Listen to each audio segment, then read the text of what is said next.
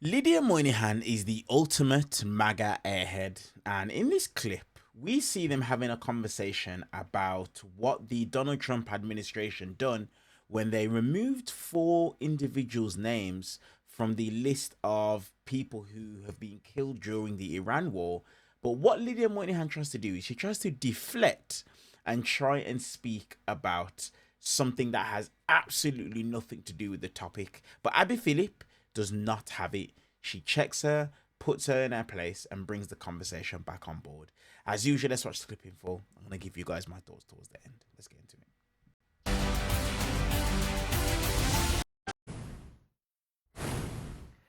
Tonight, as Donald Trump and his aides assess their remaining military options in Iran, the Pentagon is facing scrutiny over a depleted munitions stockpile and a lack of transparency over the human cost of this conflict. After nearly 2 weeks of U.S. strikes in Iran, Donald Trump announced a temporary pause today. He says at the request of the Iranian regime to allow for negotiations. Iran says no such talks are happening. And despite the pause, Saudi Arabia says it intercepted several drones launched from Iranian-backed militias in Iraq. Now, over the weekend, the Pentagon quietly updated its war casualty database, recording more than 140 additional wounded and restoring the 4 soldiers killed due to the Iranian strikes after they effectively disappeared from the website. Now, after facing scrutiny over why the number of killed and wounded somehow dropped as the Iranian attacks escalated, officials blamed a data disruption. They denied that there was any intentional effort to mask the war's toll. But instead of listing the casualties under Operation Epic Fury, the database now features a new tracking category for killed and wounded troops starting on July 7th. That's a date that coincides with when Trump claimed a new conflict with Iran began in a war powers notification that was sent to Congress. I think this is important for several reasons. I think there's some practical issues here for the troops who are affected, especially the ones who are wounded. But the idea that that they can recategorize these deaths and casualties under a different conflict, even though we all know that this is part of the same conflict, that seems to be an attempt to obscure what is happening. It is. When I was at the Pentagon, and we did unfortunately lose service members, we were very clear about where they were killed in action and the reason. And this idea that you're going to recategorize their deaths so it fits your political narrative that this war did not take a toll on 18 lives and over 600 wounded is gross. And it is, I think, deeply offensive to the families. I mean, people that I've spoken to at the Pentagon, this is not something that they have ever seen ever happen, a recategorization of how you would determine someone killed in action. And so, for the families of these 4 men and women who were just lost, it's devastating because when we have, the conversation of why they were lost because of this war. They were lost because Iran launched Iranian drones and ballistic missiles at installations where our service members are. And that is the reason. It's the whole gimmick of saying, oh, okay, we've reached the threshold at which we don't have to notify Congress. So let's just pretend like we're going to start a new conflict. That, I think, seems to insult the intelligence of the American people who know exactly what's going on. We've seen the Pentagon multiple times actually go through and set up after we've gone through several different kinds of border conflicts, after certain kinds of observations and then strikes, retaliations, recategorize both casualties on the injury side and then those who have died.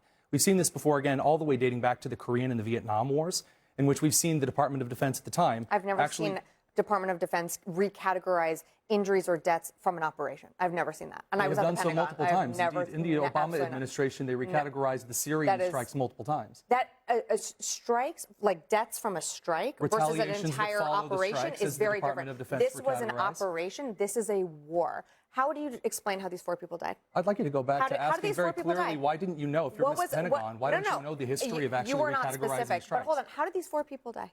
Again, they were struck by Iranian forces. From the war? From, yes, the retaliation from the Iranians. Okay, so it's from the war. Great. Yeah, I mean, that seems simple enough. I don't even know why you would argue otherwise. It's the same conflict. It is definitely the same conflict. And I don't know. I mean, they initially tried to say this was a software glitch, and then they created a whole different place to put these names. Why? I mean, look, what matters is that President Trump has honored these families, and I'm not shocked to hear that there's issues with government websites. Whether or not it was a purposeful obfuscation, I think remains to be seen. Well, I think at this point we know that they changed the classification. What I would we say, know that this is not. I mean, have the names came down.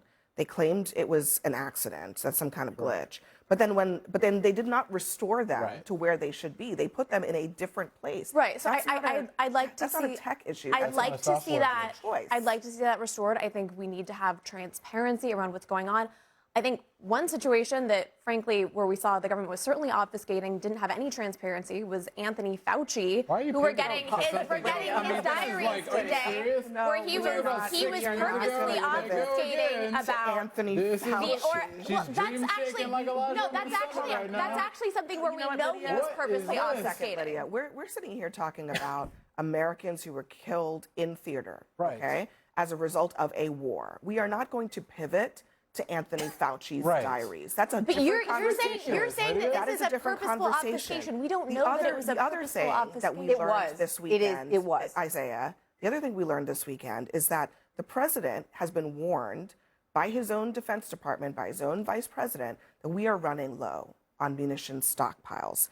I'm going to play, this is Mike Walls, the ambassador to the United Nations, who was asked about this. And just listen carefully to how he explains whether this is true or not. Is America backing away from a larger military attack because its military stockpile has been depleted? Well, look, we have to take a step back here in that a lot of stockpiles were depleted, not only from what we gave Ukraine over the last however many years, 4 or 5 years, and the administration inherited, the Secretary Hegseth inherited a depleted situation. But you acknowledge I want to be clear. Do you acknowledge they're depleted, though, at this moment? I want to be crystal clear. The U.S. military, and I've verified this every which way, has everything that it needs to conduct this campaign as effectively as it needs to be. A tough job he's got there, because he seems to want to blame the previous administration for depletions and then claim that there are none. I mean, it's just the standard playbook for them. It's just Biden derangement syndrome. It's really all they have at this point, because ultimately we understand that what was given to Ukraine was primarily for ground warfare. When it comes to this situation, I mean, he just said a couple weeks ago that the military had everything they needed to continue and to carry out these strikes. That's what he said. So it's amazing how when this comes down to where we are today, they change their tune. It's not really shocking because this is what they do. So you can't have it both ways. Are we depleted or aren't we depleted? I want your opinion on that. The point is that no, answer the question. Answer it. Do you think we're depleted or not? A couple weeks ago that we had everything we needed to carry out these strikes. Can you answer the question? So did he lie? Did he lie? I'm asking you the question. Did he lie? What do you think? It matters. I don't believe that the United States. The reporting is that the president was warned by the Defense Department and by his own vice president that if they continued with a larger war campaign, which he has the option to do, that would dangerously deplete our munitions. So, and I've seen, actually, rather than a lot of people saying this is not true, I've seen a lot of conservatives saying, who leaked this? Which seems to imply that they believe it is true. I do not believe that the United States is in a position right now where we're not able to continue interceptions. There's two kinds of core munitions. But if we're going to look at this right here, when you're looking at interception or positive action kinetic strikes. That's just the way you're characterizing it is not entirely accurate. I think there has been, I think the United States military, to your point, will do everything necessary to conduct an operation. But what you are not including here is that they will pull stocks from other combatant commands because our stockpiles are so depleted. Why are our stockpiles depleted to this level? Do you think our that stockpiles are depleted operation to this level? Like this you think was this enough is to small? Deplete you think this is enough to deplete the entire U.S. stockpile? No. You just said interceptors. How long do those take to make? That's an excellent question. How long do those take to make? They take 2 years. Yes, they do. And do you know how many we've gone through in this war? By all means. Do you have that data go point? ahead. You tell me. I'm asking you to give me the data answer. point.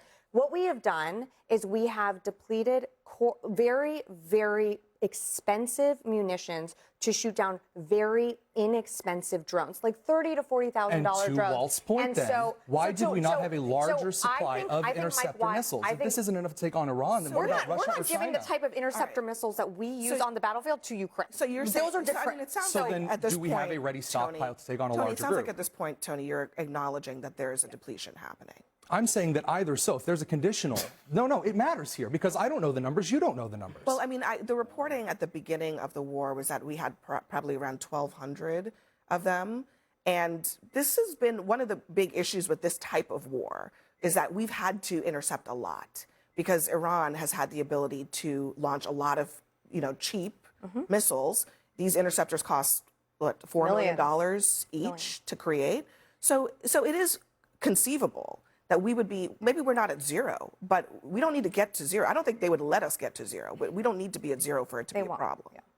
Wouldn't you agree? Well, I don't think that necessarily we're going to be getting to that point. That's one of the reasons why the National Defense Authorization Act continues rebuilding stockpiling. I come from Indiana. There's a lot of military industry that creates manufacturing opportunities. That does matter over a year-to-year basis, not just in this administration. I totally agree because a lot with of you. those things take a long time to restore and restock. And by the way, you might not admit this, but we did a lot of investing in the defense industrial base during the Biden administration. It just turns out these things take a lot of time. And when you have something like Iran launching flying lawnmowers at you that cost $15,000 and you're shooting it down with a $4 million missile, that is a problem that our defense industrial base cannot meet right now. All right, we're going to leave it there. Just 99 days until the midterms. So, as usual, I'll leave a link in the description so you guys can check out the full exchange. But, yo, what is wrong? What the hell is wrong with MAGA? First and foremost, Lydia Moynihan, like trying to defend the indefensible. I consistently say it. It doesn't make any sense. And the deflection that she tried, I'm so glad that Abby Phillip pulled her back into place, because what the heck is she talking about? Trying to make it about Anthony Fauci.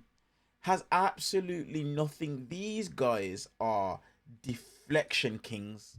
You saw Donald Trump doing it when he was being pressed in the previous segment by a member of the press, started talking about the Biden administration, and now you've got Lydia Moynihan doing the exact same thing, talking about Anthony Fauci, can't stick on topic. Now, the previous exchange between Sabrina Singh and the MAGA bro that you guys saw, this is someone who doesn't even know what he's talking about, but we know the reason as to why he doesn't know what he's talking about, because this is MAGA, and to be a part of MAGA, you don't necessarily need to be a smart individual. But it's good to see that these guys are putting these airheads, these clowns, into place on things that it is that they know absolutely nothing about. As usual, do me a massive favor, hit the thumbs up button, hype up the video, let's get it in front of as many people as possible. We are less than 9,000 subscribers away from the 100,000 subscriber mark. Do me a massive favor and help us to be able to get over the line. I appreciate you guys, and as usual, I'll see you guys in the next clip.